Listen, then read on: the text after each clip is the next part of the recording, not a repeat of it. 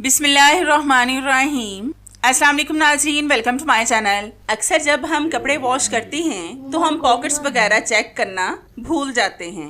वैसे तो हम जब भी कपड़े वॉश करें तो पॉकेट्स लाजमी चेक करते हैं, फिर भी हम कभी भूल जाते हैं। अगर पॉकेट्स में पैसे हों तो वो बहुत ज़्यादा गीले हो जाते हैं, मतलब ऐसे हो जाते हैं जैसे अभी ही फट जाएंगे। अगर हम इनको धूप में रखें तो ये आधे घंटे में खुश्क होंगे।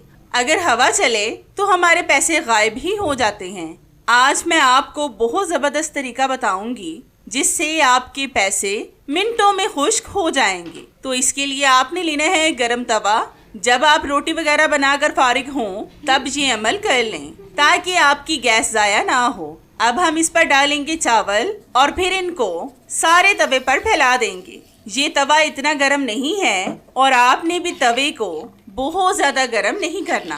अब आपने चावलों के ऊपर अपने गीले नोट रखने हैं। आप देखना कि आपके नोट जहां पर आधे घंटे में खुश्क होने थे वहीं पर अब आपके पैसे चंद मिनटों में खुश्क हो जाएंगे, फिर ये फटने से भी महफूज रहेंगी। तो है ना कितनी ज़बरदस्त सी टिप। ये टिप मेरी आपको कैसी लगी मुझे कमेंट्स में लाजमी बताएं।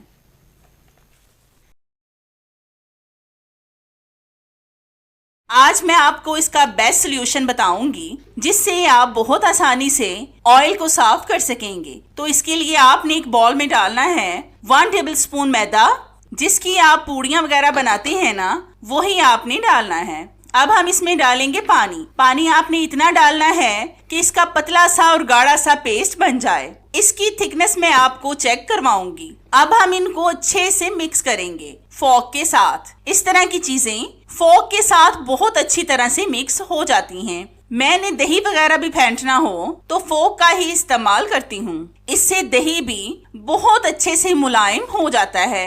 आप देख रहे हैं कि मैंने मैदा को अच्छी तरह से मिक्स कर लिया है।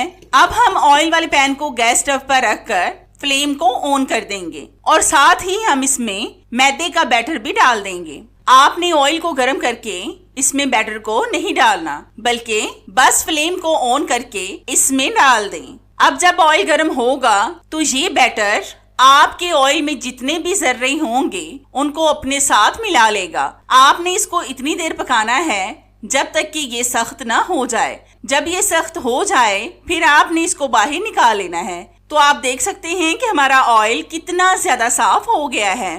अब आप इसको जिस चीज में मर्जी इस्तेमाल करें, अब ये बिल्कुल ठीक है। नेक्स्ट टिप मेरी बहुत ही ज़बरदस्त है। आपने अक्सर देखा होगा कि जब हम रोटी बनाने के लिए जिस खुश्क आटे का इस्तेमाल करते हैं, जब वो कम रह जाए तो इसमें बहुत ज़्यादा जर्रे हो जाते हैं। रोटी तो हम बना लेते हैं, फिर हम इस आटे को फेंक देते हैं। आटे को ज़ाया करने की बजाय आज मैं आपको इसका बेहतरीन सा इस्तेमाल बताऊंगी जिससे आपको आटा ज़ाया भी नहीं करना पड़ेगा और इसका इस्तेमाल भी हो जाएगा। तो इसके लिए आपका आटा जब भी थोड़ा सा बच जाए तो आपने इस आटे में डालना है 2 टेबलस्पून व्हाइट विनेगर, जिसका इस्तेमाल हम खानों में करते हैं। फिर हम इसमें डालेंगे थोड़ा सा शैम्पू। ये आप कोई सा भी ले सकते हैं जो आपके घर में मौजूद हो। फिर हम इन चीज़ों को अच्छी तरह से मिक्स करेंगे। इन चीज़ों का आपने गाढ़ा सा पेस्ट बना लेना है। अब हम इस पेस्ट के साथ सिल्वर की देगची के कैप पर रब करेंगे। ये कैप बहुत ज़्यादा पुराना है और ये काला भी हो चुका है। अगर आप इस पेस्ट के साथ रब करेंगे तो आप देखना कि जितने भी स्टेन्स आपके बर्तनों पर होंगे वो मुकम्मल साफ हो जाएंगे। इस पेस्ट से आप शीशे के बर्तन, स्टील के बर्तन, सिल्वर के बर्तन और तांबे के बर्तन भी साफ कर सकेंगे। तो हमने सिर्फ 1 मिनट इसको रब किया है। अब मैं आपको इसको धोकर दिखाती हूँ। आप देख सकते हैं कि ये पुराना कैप कितना ज्यादा साफ हो गया है। पहले भी आपने इसकी हालत देखी थी और अब भी आप देख रहे हैं कि ये कितना ज्यादा साफ हो गया है। तो है ना कितनी जबरदस्त और आसान सी टिप। ये टिप मेरी आपको कैसी लगी मुझे कमेंट्स में लाजमी बताएं।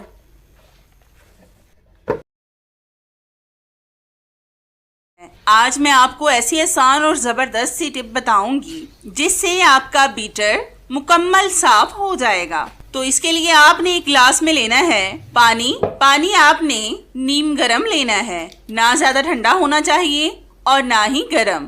फिर आपने इस पानी में डालना है शैम्पू, ये आप कोई सा भी ले सकते हैं जो आपके घर में मौजूद हो।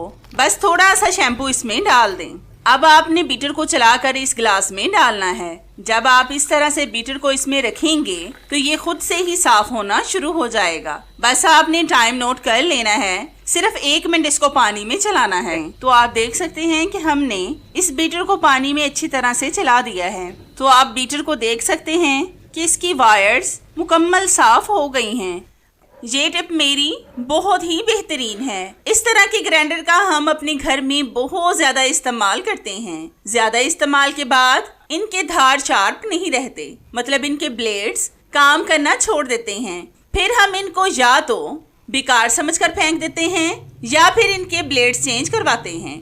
आज मैं आपको होममेड इनको शार्प करने की बहुत जबरदस्त टिप बताऊंगी, जिस पर आपका 1 रुपया भी खर्च नहीं होगा। तो इसके लिए आपने लेने हैं थोड़े से चावल। इनको आपने ग्राइंडर में डालकर ग्राइंड करना है। इतना ग्राइंड करना है कि इसका पाउडर बन जाए। तो पाउडर बनाकर फिर मैं आपको दिखाती हूँ। तो आप देख सकते हैं कि हमने राइस को ग्राइंड कर लिया है और आप इसका पाउडर भी देख सकते हैं। इस पाउडर को आपने वेस्ट बिल्कुल भी नहीं करना, बल्कि आप इसको किसी स्नैक्स वगैरह में इस्तेमाल कर सकते हैं, इसलिए आपने इसको ज़ाया नहीं करना। अब आप ब्लेड्स को देखें कि ये कितने ज़्यादा शार्प हो गए हैं। अगर आपके भी ग्राइंडर के ब्लेड्स शार्प नहीं हैं और उन्होंने काम करना बंद कर दिया है, तो आज ही मेरी इस टिप को फॉलो करके देखें। आपको इसका रिजल्ट 100% मिलेगा इंशाल्लाह। और आपको मेरी ये टिप कैसी लगी मुझे कमेंट्स में लाजमी बताएं।